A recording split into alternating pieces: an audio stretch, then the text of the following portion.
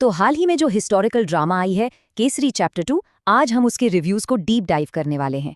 मतलब क्रिटिक्स का असल में क्या कहना है, फिल्म कहाँ पर शाइन करती है और कहाँ थोड़ी फीकी पड़ जाती है। चलिए पता लगाते हैं। क्या सच में शब्द एक युद्ध जीत सकते हैं? ये फिल्म इसी एक पावरफुल आइडिया के इर्द गिर्द बुनी गई है। ये ट्रेडिशनल वॉर मूवीज को चैलेंज करती है और एक सवाल पूछती है, असली लड़ाई क्या जंग के मैदान पर होती है या फिर एक कोर्टरूम के अंदर?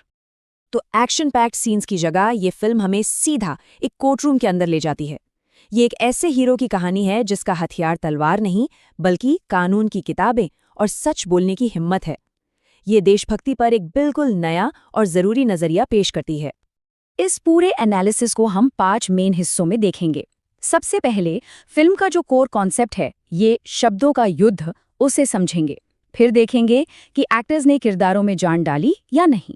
उसके बाद कहानी की आत्मा यानी इसके कोर्टरूम ड्रामा में उतरेंगे, इसकी खूबियों और खामियों को तौलेंगे और आखिर में देंगे फाइनल वर्डिक्ट। तो चलिए शुरू करते हैं हमारे पहले सेक्शन से, शब्दों का युद्ध। यहाँ हम समझेंगे कि इस फिल्म की बुनियाद क्या है और ये टिपिकल हिस्टोरिकल फिल्मों से इतनी अलग और अनोखी क्यों है। ये फिल्म हमें 1919 के जलियांवाला बाग हत्याकांड के उस दर्दनाक दौर में ले जाती है, पर यह फिल्म उस नरसंहार के बारे में नहीं है, बल्कि उसके बाद जो हुआ उसकी एक अनकही कहानी है।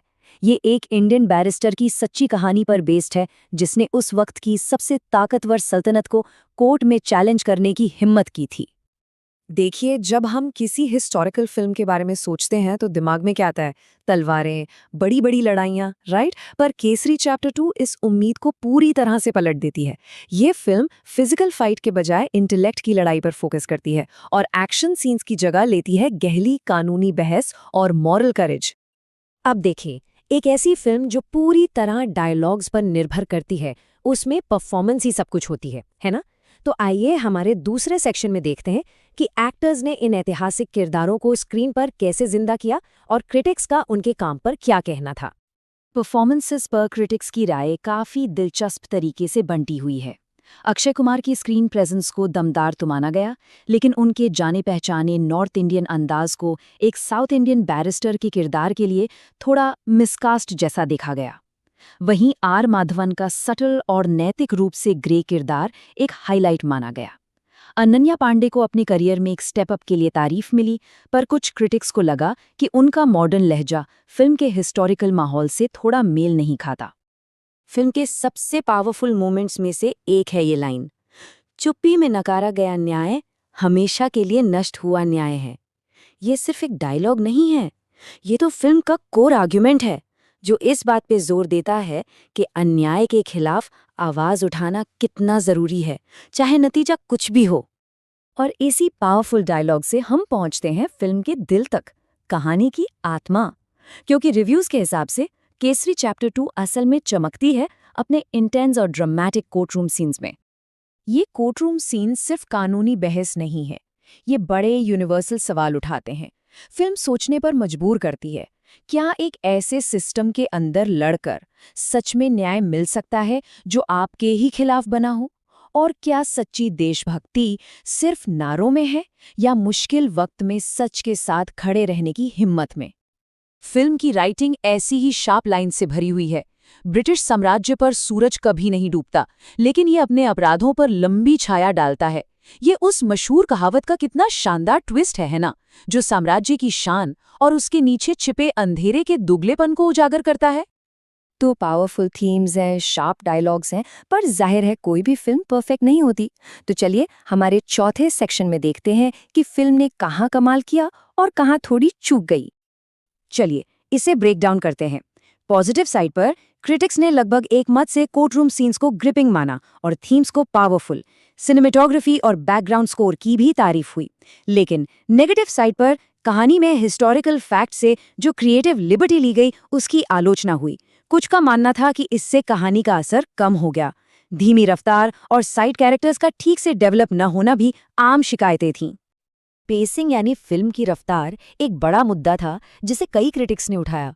होता यह है कि फिल्म को अपनी लय पकड़ने में ही करीब 45 मिनट लग जाते हैं, इसका मतलब है कि ऑडियंस को कहानी में पूरी तरह इन्वॉल्व होने से पहले एक धीमी शुरुआत झेलनी पड़ती है, और कुछ लोगों को बीच का हिस्सा थोड़ा रिपीटेटिव भी लगा, जिससे फिल्म की पकड़ थोड़ी कमजोर हो जाती है।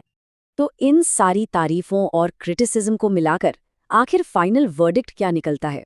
हमारे आखिरी सेक्शन में हम रेटिंग्स, ऑडियंस रिएक्शन और फाइनल रिकमेंडेशन को एक साथ देखेंगे।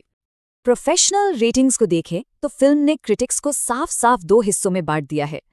हिंदुस्तान टाइम्स से 4 स्टार की शानदार रेटिंग से लेकर एनडीटीवी की 2.5 स्टार की एवरेज रेटिंग तक।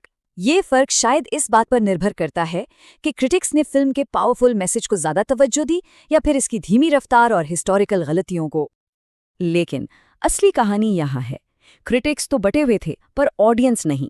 ये 97% का जबरदस्त ऑडियंस स्कोर बताता है कि फिल्म की खामियों के बावजूद इसका देशभक्ति का मैसेज और इमोशनल कोर जनता के साथ गहराई से कनेक्ट हुआ। ये अक्सर क्रिटिक्स और आम पब्लिक की राय के बीच का एक दिलचस्प गैप दिखाता है। तो आखिर में बात ये है कि ये फिल्म देखनी चाहिए या नहीं। देखिए, ये इस बात पर डिपेंड करता है कि कोई किस तरह का मूवी लवर है। अगर एक सोचने पर मजबूर करने वाला कोर्टरूम ड्रामा पसंद है जो एक भूली हुई कहानी को सामने लाए, तो ये फिल्म जरूर देखनी चाहिए। पर अगर कोई फास्ट पेस्ड एक्शन से भरपूर एक्सपीरियंस ढूंढ रहा है तो शायद थोड़ी निराशा हो सकती है। तो हमने जितने भी रिव्यूज को एनालाइज किया, उन सब को मिलाकर फिल्म को मिलती है 5 में से 3.5 की एक सॉलिड ओवरऑल रेटिंग, जो इसकी कमियों के बावजूद इसके पावरफुल इम्पैक्ट को दिखाती है। शायद एक क्रिटिक ने इसे सबसे अच्छे शब्दों में कहा है, सत्य और प्रतिरोध की शक्ति को एक विचारोत्तेजक श्रद्धांजलि। उत्तम नहीं, लेकिन शक्तिशाली। ये लाइन फिल्म के एक्सपीरियंस को परफेक्टली कैप्चर करती है। ये एक फ्लॉड लेकिन आखिर में एक यादगार और देखने लायक फिल्म है। तो हम इस बातचीत को यहाँ एक आखिरी सवाल के साथ छोड़ते हैं। क्या केसरी चैप्टर 2 जैसी फिल्म सच में न्याय को देखने का हमारा तरीका बदल सकती है? क्या सिनेमा हमें इतिहास के उन हीरोज से मिलवा सकता है जिन्हें हम भूल चुके हैं? ये एक ऐसा सवाल है जिसका जवाब शायद फिल्म देखने के बाद ही मिल सकता है। हमारे साथ जुड़ने के लिए शुक्रिया।